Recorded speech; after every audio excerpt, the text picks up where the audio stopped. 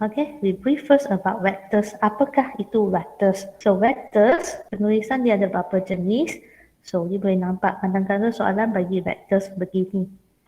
Huruf besar A, B. Kadang-kadang dia boleh tulis huruf kecil. Bawah tu ada ekor. Okay, sometimes dia akan tulis arrow macam ni. So all these are the notation of vectors. So how to differentiate this? So A, B, you can see vector huruf besar A, huruf besar B bermaksud your vectors are going from one point to one point, from point A to point B. So this is your vector, means this is your direction.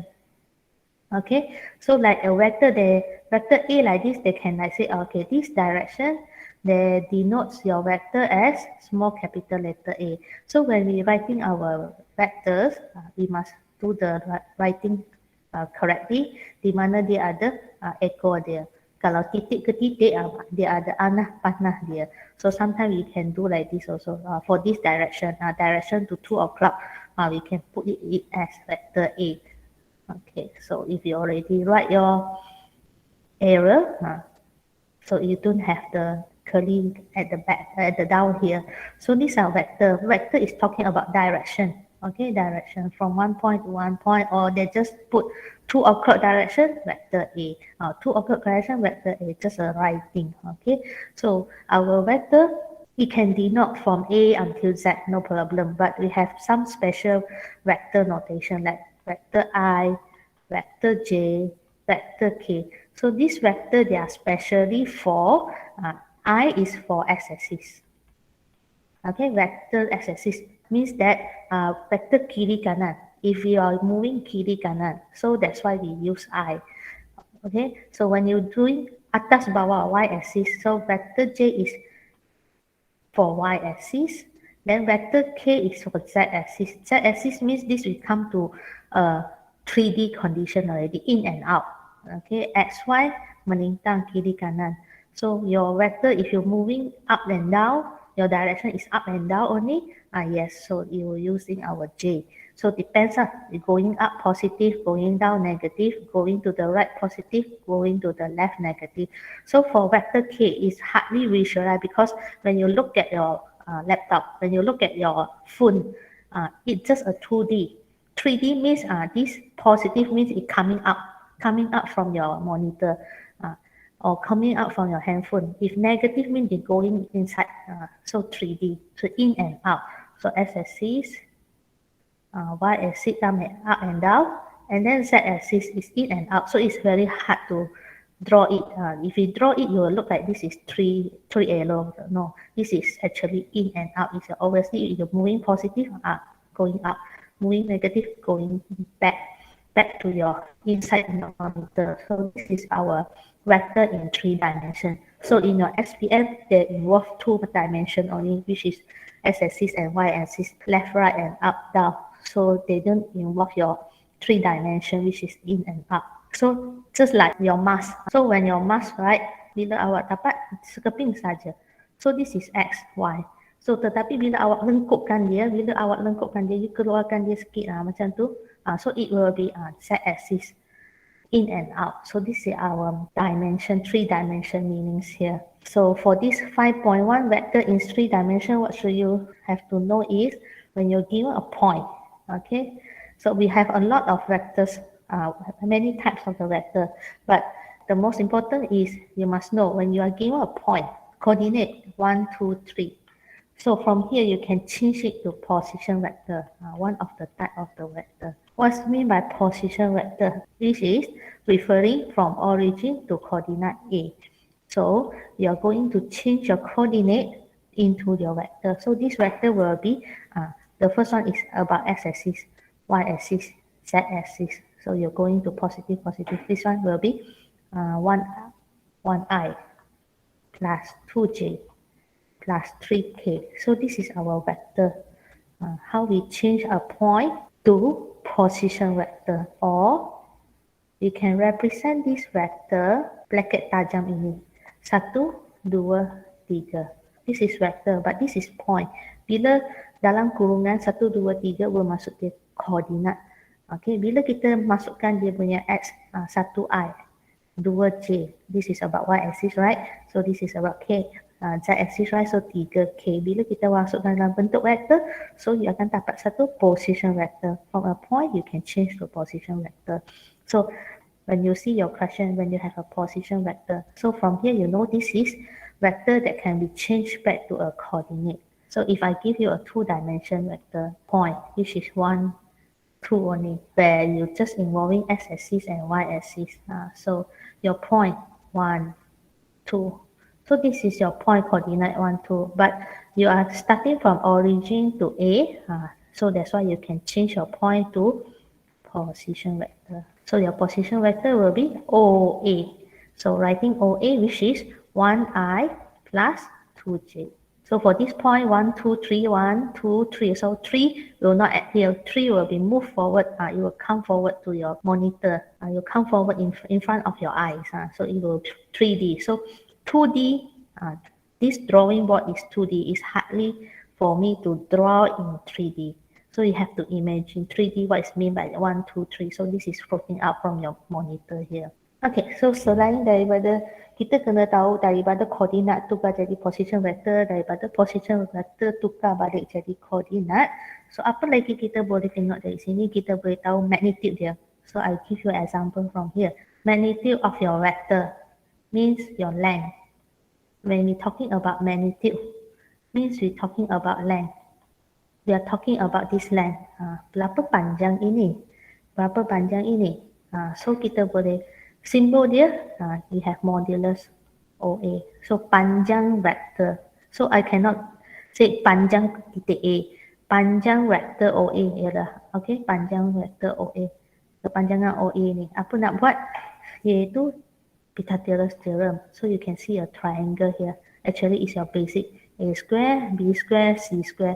Bila kita nak dapat panjang sini, so it will be square root of formula x square plus y square. So when we come to 3 dimension, okay, when we come to 3 dimension, it will be same. So magnitude of OA, it will be, how is it? It will be square root of x square, y square, and z square. So you can see 2 dimension and 3 dimension, they are same concept. Okay, so what is your x, y, z? So for example, we do on 2 dimension, what's your length? So it will square root of 1 square plus 2 square. So this will be square root of 5. Okay, bermaksud daripada O ke A, kepanjangan dia ialah square root 5. So itulah panjang vektor kita, magnitude of our vector, kepanjangan vector. So kalau dia pergi ke dimension ini, 3 dimension tak ada masalah, kita just apply the formula only. What's your kepanjangan? So 1 square plus 2 square plus 3 square. So it will be square root 14. So ini adalah panjang dia. Okay, so selain magnitude, you have to know what is your unit vector. Unit vector, bentuk tulisan kita ada topi, iaitu vector bahagi dengan magnitude dia. So when we come to unit vector, means along whole vector here, I want one unit only. So this is 2 point something, I want this unit. So that's why you can see the formula here. They will take the vector, yeah. So the vector is the vector, the whole vector coming out, right? Divide by its magnitude. So here got magnitude 3 point something. After I divide the magnitude, means I will get one part, one unit of the vector. So that's why they will take the vector and divide by its magnitude. Maka saya boleh tulis unit vector OA. So kalau vektor kita diwakili dengan satu simbol, tak ada masalah, you bagi dia topi. Tapi kalau kita punya vektor adalah daripada point to point, so kita tak tulis di atas, kita tak tulis macam ni OA atas satu topi, tak ada. So kita akan tulis dalam bentuk ayat. Unit vektor untuk OA iaitu kita ambil vektor dia I, J, K, panjang yang kita cari ialah OA sini, iaitu square root 14. So we will divide it one by one. It will be 1 over square root 14I, and then 2 over square root 14J, and then this will 3 over square root 14K. So bila saya nak unit vector untuk 2 dimension ini, so dia akan jadi 1I plus 2J divide is square root 5. So it will become 1 over square root 5i, 2 over square root 5j. Okay, so inilah unit vector. So of course kalau saya nak cari a vector with 8 units, so unit vector seunit kan. Kalau saya nak cari balik 8 unit vector, so saya boleh ambil unit vector ni darab dengan 8. So your new vector bila kita darab dia jadi 8 over square root 14i, then 16 over 14j, then 24 over square root 14k. Ataupun in opposite direction. So dalam vector, kalau in opposite direction, kita akan masukkan negatif. Kita akan dapat vector, nilai vector begini, negatif 8 per square root 14i. Then negative 16 per square root 14j. Then negative 24 per square root 14k. So kita dah belajar berapa vektor lah. Bila kita darab negatif, itu bermaksud untuk vektor yang berlawanan arah. Dan kita akan belajar direction cosine. So kalau saya nak buat direction cosine OA apa maksud? Okay. So kita tengok formula dulu ya. Cos alpha adalah X per magnitude OA. Then cos beta is Y per OB. Then cos gamma adalah Z per magnitude. Okay. Maksudnya koordinat masing-masing bahagi dengan magnitude angle dalam bentuk sebutan cos itu direction cosine. Kalau kita pindahkan cos, kita cari angle dia, itu dah dipanggil direction angles. So bila kita shift the cos to the right hand side, kita dapat angle dia. Okay, so apa maksud benda ini? You have 3 dimension, right? Okay, so just now from O here to